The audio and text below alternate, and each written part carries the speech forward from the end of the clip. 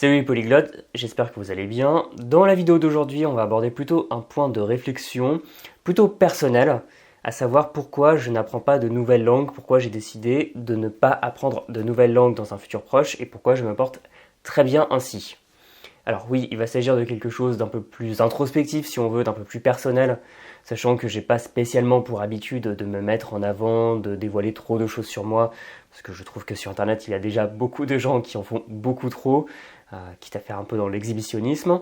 Malgré tout, je trouve que c'est intéressant parce que j'ai un propos qui est plutôt large sur les langues, qui n'est pas seulement vous donner des exercices de ceci, de la grammaire ou vraiment des points de détail qui sont essentiel bien évidemment, mais aussi dézoomer et regarder un peu l'apprentissage des langues de manière générale. Si vous voulez apprendre une langue, plusieurs, intégrer les langues dans votre vie, que ce soit quelque chose de très important pour vous, je pense que c'est parfois important de se poser, d'avoir ce genre de réflexion, de se demander pourquoi on apprend les langues, ou pourquoi d'ailleurs on peut choisir de ne pas le faire, parce que ça permet de choisir entre plusieurs langues entre lesquelles on hésite, ça peut permettre de choisir une nouvelle langue, ça peut permettre de choisir de renoncer à apprendre une langue parce que les conditions ne sont pas réunies, on peut choisir aussi d'arrêter d'apprendre une langue, bref, il est important de réinjecter du sens, réinjecter une réflexion, je trouve, dans votre apprentissage. Au début de cette année, j'ai pu fêter les 5 ans de ma chaîne, sachant que mon blog est plus ancien, et je me suis fait la réflexion suivante. C'est quand même marrant que je parle d'apprentissage des langues efficaces et que je parle, on va dire, autant de langues qu'au début de la chaîne. Bref, que je n'ai pas rajouté une nouvelle langue au cours de l'existence de cette chaîne. Et ce, malgré les encouragements que je peux avoir, parfois de votre part, parfois de la part de mes proches, parfois de la part de gens que j'ai pu rencontrer, qui me disent des choses du style « Ah mais tu devrais apprendre telle langue, ça serait facile pour toi, mais pourquoi tu n'apprends pas cette langue, ça a l'air super intéressant, mais vas-y, cède un peu à la tentation et apprends cette nouvelle langue. » Et bien sûr, il y a des langues qui me tentent. J'en parle assez régulièrement, par exemple le russe m'intéresse pas mal. Simplement, il se trouve que justement, avec toute l'expérience accumulée avec mon propre apprentissage et avec le fait d'avoir accompagné plusieurs centaines de personnes maintenant, eh bien, je me rends compte de ce que ça représente, de ce que représente le fait non seulement d'apprendre une langue, mais aussi de la maintenir à un bon niveau et surtout de tout faire pour éviter qu'elle rouille. En plus, on évolue dans un univers qui change un peu, je trouve, en bien, qui s'assainit, mais qui reste quand même très basé sur la performance, c'est-à-dire sur Internet, surtout sur des chaînes anglophones, des blogs anglophones, on a cette idée de plus on parle de langue, mieux c'est, c'est-à-dire que les langues sont vues comme des trophées et plus on va parler de langue, plus on aura un statut élevé, quitte parfois à rajouter des langues, par exemple les gens qui apprennent l'espéranto parce que c'est facile, juste pour pouvoir parler une langue en plus, je trouve ça assez étonnant, mais après tout, pourquoi pas. Il y a quelques années, je m'étais positionné sur le sujet de l'hyperpolyglossie dans une vidéo, c'est-à-dire le fait d'être hyper polyglotte. Là aussi, les stratifications, les classements divergent, parce que bon, parfois on dit qu'il faut parler 6 langues, parfois 10 langues, parfois 12. Et même pour le terme polyglotte, honnêtement, moi je pars du principe qu'on s'en fout, qu'à partir du moment où on pratique 2 langues à un bon niveau dans sa vie, on est de fait polyglotte. Je sais que tout le monde n'est pas d'accord avec ça. Et de la même manière, tout le monde n'était pas d'accord avec ma vidéo, dans laquelle je disais que en soi, vouloir devenir hyper polyglotte, vouloir parler 10 langues ou plus, ça ne servait strictement à rien. Alors, ce qui est intéressant avec ce genre de vidéo, avec des opinions assez tranchées, c'est qu'on va toujours avoir à un moment des personnes qui vont surréagir, qui vont avoir des réactions assez étranges, qui vont essayer de vous psychologiser, qui vont peut-être, reporter quelque chose sur vous. Il y avait des gens, forcément, ça n'a pas manqué, qui ont pu me dire « Mais tu dis juste ça parce que tu n'es pas hyper polyglotte, parce que tu es jaloux des hyper polyglottes. » Alors qu'en fait, j'en connais. Je ne suis pas jaloux, je suis au mieux admiratif du travail accompli, mais pour savoir à quoi ressemble leur quotidien, je n'ai pas forcément envie de passer autant de temps sur les langues. Et je maintiens que être hyper polyglotte, c'est franchement génial, sauf je dirais jamais le contraire, mais que de chercher à le devenir, de s'en faire un objectif personnel de vie, ça n'a absolument aucun sens. C'est comme par exemple, je sais pas, sur l'argent, tiens, pour prendre quelque chose qui est très lié à la performance. Je ne suis pas spécialement quelqu'un d'hypocrite sur l'argent, je considère qu'en avoir c'est plutôt pas mal, mais plutôt comme un résultat, c'est-à-dire si vous faites quelque chose qui vous plaît et qu'à la fin, comme conséquence, vous avez plein d'argent, c'est quand même plutôt pas mal. En revanche, se tuer à la tâche pour de l'argent, par exemple faire des semaines de 80 heures avec un métier stressant juste pour avoir pas mal d'argent, là aussi c'est flinguer sa vie pour rien. Et même si parfois c'est un discours qui est difficile à faire entendre, je trouve vraiment que le fait de viser un nombre de langues très conséquent n'a pas beaucoup de sens.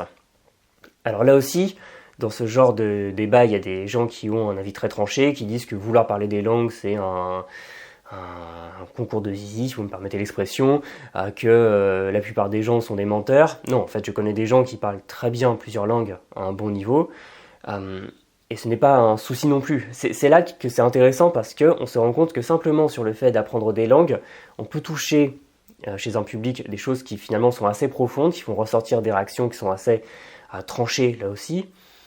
Et je voulais simplement en fait revenir dessus, revenir sur le fait que on peut choisir d'apprendre de nombreuses langues, on peut choisir de se concentrer sur un petit nombre de langues, et à l'heure actuelle je me rends compte que moi ce qui me fait vibrer, c'est plutôt pousser ces langues à un bon niveau.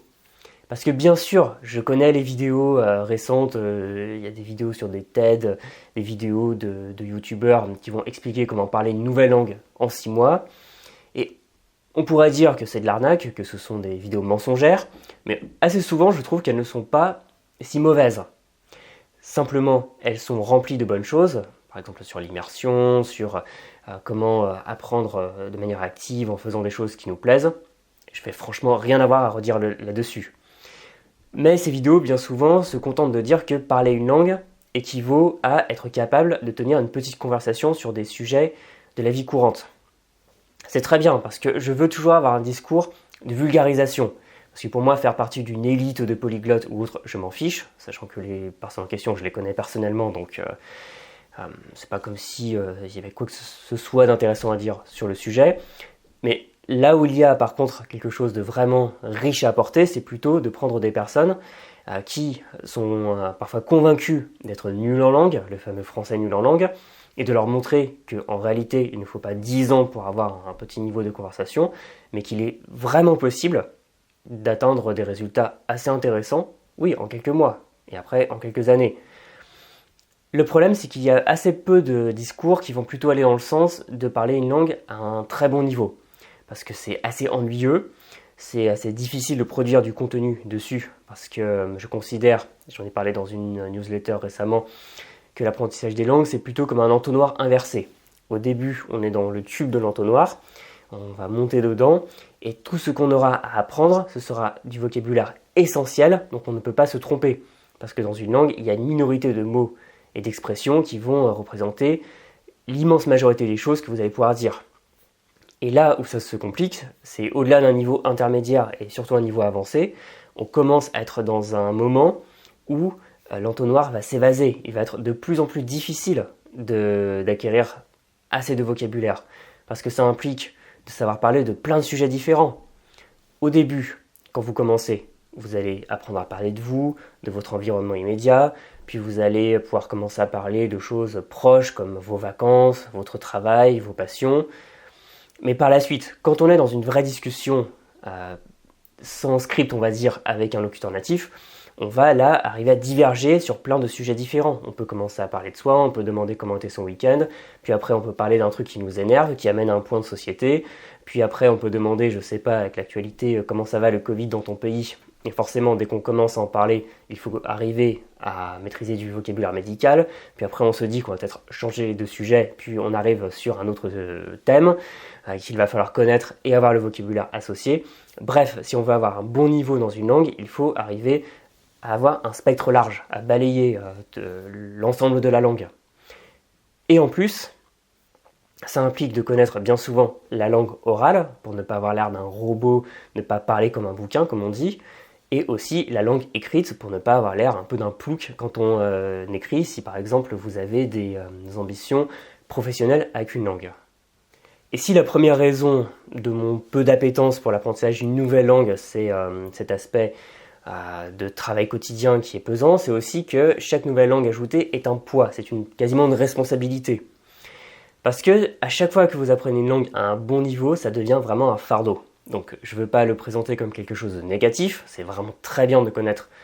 une langue ou plusieurs à un bon niveau, mais il faut penser aux conséquences, penser que tout le temps que vous aurez passé à apprendre cette langue, il va bien falloir le rentabiliser quelque part. Parce que si vous passez énormément de temps à atteindre un niveau C1 par exemple dans une langue et qu'ensuite elle ne vous sert strictement à rien, vous ne la parlez jamais, à quoi bon? Et une langue qu'on n'apprend pas, surtout qu'on n'entretient pas passé un certain temps, c'est une langue qui rouille, inévitablement. Et par exemple, je sais très bien qu'avec tout le japonais que je fais ces temps-ci, avec des kanji bizarres, avec du vocabulaire avancé, si j'arrête pendant 2 ans, j'aurais oublié une grande partie de ce que j'aurais appris. Ça revient quand on s'y remet, bien sûr, mais ça demande encore une fois du temps pour réchauffer tout ça, pour dégripper un peu le moteur. Et c'est comment dire, c'est une perte de temps là que je n'ai pas envie d'avoir, surtout que pour le japonais, petite publicité, j'ai lancé récemment un site, vous avez le lien dans la description, vous pouvez vous inscrire et recevoir un certain nombre de ressources. Et pour ce site, je sais très bien qu'à partir du moment où je passe je me considère déjà comme professionnel des langues, mais comme spécialiste là-dessus, je n'ai plus le droit à l'erreur, donc ça implique que je consacre du temps et de l'énergie à développer encore plus mon niveau pour être aussi irréprochable que possible, et c'est bien normal, et ça fait que avec tout ça, avec ce travail, avec le travail des langues, avec plein d'autres choses dans ma vie, j'ai un peu envie de faire autre chose en dehors du travail, parce que pour pas mal de gens, les langues c'est un échappatoire, ou c'est un hobby, ou c'est une passion en dehors du travail. Moi c'est mon travail, donc ça fait que si je fais encore plus de langues comme hobby, ça me fait des langues du matin au soir. Et c'est là que je vois que j'ai peut-être aussi envie d'autre chose, ce qui fait que pendant mon temps de travail, je peux me consacrer aux langues, et après j'ai envie de faire d'autres choses, sachant que j'ai plein de projets dans ma vie. Et quand je considère que je peux me mettre à une nouvelle langue et que je vais d'abord passer peu de temps dessus au quotidien et avancer très vite, après je sais déjà, parce que je connais bien la chose, que les difficultés vont se profiler, qu'il va falloir y passer plus de temps, et je me dis, sur cette espèce de château de cartes qui est le temps quotidien pour moi d'ailleurs comme pour vous, comme pour tout le monde, eh bien j'ai pas forcément envie de rajouter une carte supplémentaire. Alors bien sûr, je vais pas donner l'impression d'être en train de me plaindre du sujet, parce que les langues, j'ai choisi de me spécialiser dessus, ça m'a plutôt bien réussi, j'en vis à 100%, mais oui, voilà, il y a quand même d'autres choses que j'ai envie de faire, et ça amène à la question du sens, d'avoir un sens dans votre apprentissage, y trouver du sens, et que le fait d'apprendre une langue ait un sens dans votre vie, parce que ça doit venir répondre à un manque. Et pour moi, ce manque ne doit pas être simplement le besoin de se prouver quelque chose, le besoin de répondre à un objectif de performance pour parler 10 langues ou plus, mais simplement vous demander pourquoi j'ai besoin de cette langue. Ça peut être pour un projet professionnel, pour un projet personnel, pour la découverte d'une culture, et ça a beaucoup plus d'intérêt. Et c'est ça surtout qui va vous pousser à un niveau beaucoup plus avancé. Parce que même les gens que je connais qui parlent de nombreuses langues ont aussi parfois leurs difficultés, ont aussi parfois leurs ratés. Ils vont en parler publiquement, parfois non. J'ai pu en discuter avec eux ou par des intermédiaires, par des connaissances communes, qui ont pu me dire que machin avait essayé d'apprendre une nouvelle langue, mais que ça ne marchait pas très bien parce que la motivation, au bout du compte, n'était pas trop là. Ou alors, il y a une vidéo que je vous invite à voir de Luca Lampariello qui parle de son échec avec le japonais. Et ça, je trouve ça très intéressant, parce que même si, bon, parler d'échec, ça me semble un peu extrême, mais il nous dit que le fait de n'avoir finalement pas énormément d'intérêt pour le japonais a fait qu'il n'a pas pu aller plus loin. Et ça, c'est très intéressant, c'est très précieux ce genre de retour, parce que ça va casser un peu l'image qu'on a sur Internet de apprendre une langue en 3 mois, parler plus de 10 langues ou autre, mais revenir à des choses personnelles et se dire, ouais, parfois on peut échouer à apprendre des langues, ça peut être à cause de questions de méthode quand on débute, ou alors simplement en se disant, là il y a un moment où ça bloque, ou alors parler de sujets moins sympathiques, comme le fait par exemple d'arrêter d'apprendre une langue quand nos problématiques, nos envies, nos objectifs ne sont plus alignés avec la langue et le pays. Et c'est tout ça qui va redonner du sens à votre apprentissage. Alors bien sûr, il y a aussi la période du Covid qui n'aide pas, parce que le fait d'aller à l'étranger, de parler des langues, c'est très motivant. Le fait d'aller dans un pays dont on ne parle pas la langue, moi personnellement ça me frustre un peu. Donc j'essaie toujours d'apprendre un petit peu des choses, histoire de pouvoir communiquer avec les gens. Par exemple, quand j'étais allé en Israël en janvier-février 2020, j'avais appris un peu d'hébreu. Là, c'était un petit peu un défi pour avoir un niveau bas, pour pouvoir au moins lire l'alphabet, au moins connaître quelques phrases de politesse. J'ai pu apprendre aussi quelques petites choses en arabe, ce qui fait qu'une fois j'étais tombé sur des gens à Haïfa, je leur ai répondu Je les ai remerciés en arabe et ils ont commencé à me dire « Ah, mais tu parles arabe, c'est super !» Et ça, c'est vrai que c'est le genre de choses, le genre d'expérience humaine qui donne envie d'apprendre les langues. Et avec le Covid, vu qu'on ne voyage pas, on se recroqueville sur un terrain qui est plus petit, ce qui n'est pas plus mal, hein, ça permet aussi de découvrir la France ou le pays dans lequel vous habitez. Mais ça fait que, vu qu'on est moins en contact avec le monde international, on a moins d'intérêt à apprendre des langues. Bon, bien sûr, cette situation va bientôt se résorber, on va pouvoir voyager, et peut-être qu'à un moment, je considérerai que mon temps libre, plus l'envie, plus un intérêt pour une culture, tout ça va s'aligner, les astres vont s'aligner, et j'aurai envie à nouveau d'apprendre une langue. Si je vous ai parlé de tout ça, c'est pas simplement pour raconter ma vie, parce que je suis pas sûr que ça vous intéresse énormément dans le fond, et je le comprends bien. Mais c'est surtout pour vous amener à repenser à votre apprentissage. Par exemple, si vous hésitez entre plusieurs langues, si vous vous demandez si apprendre une langue est intéressant pour vous, si vous ne savez pas trop quoi faire avec toutes ces langues, il peut être intéressant de reprendre un peu de temps et de vous demander pourquoi. Pourquoi apprendre une langue, pourquoi choisir de ne pas en apprendre. Parce qu'on a tous, sur toute notre vie et dans chaque journée, un temps limité, une énergie limitée. Il n'y a pas d'ailleurs que les langues dans la vie. Et sur cette chaîne, j'essaie de vous apporter des techniques pour les apprendre, mais aussi un peu de réflexion pour que vous puissiez justement ne pas voir les langues comme une corvée, comme un carcan dans lequel évoluer, ce qui est souvent le cas dans le cadre de l'école. Mais une fois qu'on détruit ce cadre, on est plus libre et on peut se demander pourquoi apprendre des langues. Et à partir du moment où on a un pourquoi, une envie, une raison profonde qui vont être bien rodés, il est beaucoup plus facile de le faire, et tout le reste, c'est-à-dire les exercices de grammaire, le vocabulaire, ça finit par rentrer, il n'y a aucun problème. Dans tous les cas, que vous ayez envie d'apprendre une langue à un très bon niveau, quasiment bilingue, ou alors plein de langues à un niveau A1, A2, ce qui n'est absolument pas quelque chose que je désapprouve, c'est juste pas mon envie, mais il n'y a pas de souci. N'hésitez pas à en faire part dans les commentaires, à nous dire comment vous voyez l'apprentissage des langues, si vous avez envie d'en apprendre une nouvelle ou pas, c'est toujours très intéressant. Bien sûr, vous pouvez vous abonner à cette chaîne, vous inscrire à mes contacts email en cliquant sur le lien dans la description pour recevoir ma mini-formation pour apprendre du vocabulaire, ce qui vous sera toujours utile, quelle que soit la langue que vous apprenez. On se dit à très bientôt dans une prochaine vidéo plutôt axée apprentissage. Salut!